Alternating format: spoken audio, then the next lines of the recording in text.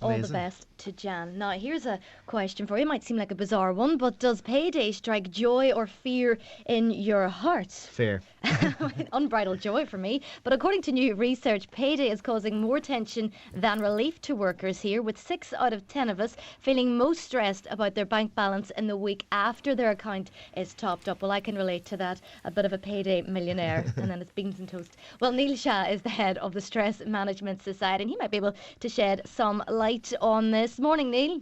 Good morning. How are you today? Very well, but I'm a wee bit concerned. Why are we so stressed about payday?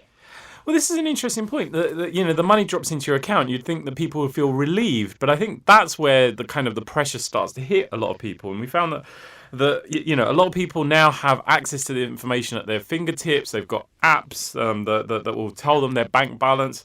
And we found that a significant number of people are checking their balance every day. We did a study with Atom Bank to really understand sort of people's financial situations, and we found that actually that's when the direct debits come out just after payday, and you're already thinking that, how am I going to get to the end of the month? Even though the money's just come in, you still now got to think about how you get yourself to the end of the month without breaching the bank balance. And what I find interesting about this report is that despite the financial fear being a common cause of anxiety, over 1 in 10 of us here would rather work overtime than spend that time making a budget.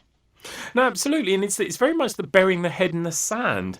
There's a lot of people that spend 90% of their time worrying about something that will never happen. We don't want to face our fears. In fact, some of the shocking things that came out from our study was that 2 in 5 Brits have suggested they'd rather be caught in embarrassing situations, such as having sex or having their flies undone or dress caught in the knickers, than to share their intimate financial sort of dealings. And we just don't want to face some of the things that cause us discomfort. Producers just shouted in my ear, wouldn't it be great if you could get your pension as a lump sum now and then pay up for it? Absolutely. That sounds like a great plan. Tell me this, are you a payday millionaire like the rest of us? I'm not sure.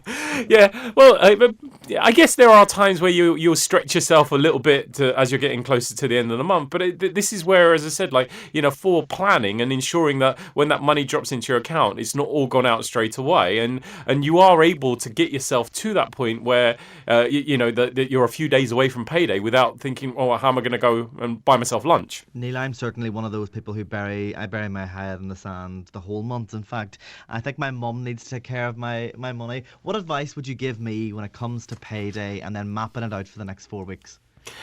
This is where adequate planning is the key to success. What's that age-old phrase? Plan to fail or fail to plan, or I can't remember which way round it was, but this is one of the key things, is that men are worse at this than women are. Men are worse at dealing with stress, full stop.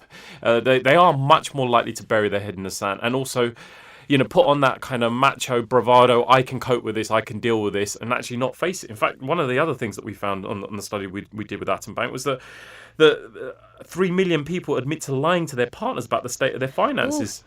Neil, that's a subject for another day. Great to speak to you this morning, Neil Shah, head of Stress Management Society. Well, Dean is flush. He's taking us for breakfast.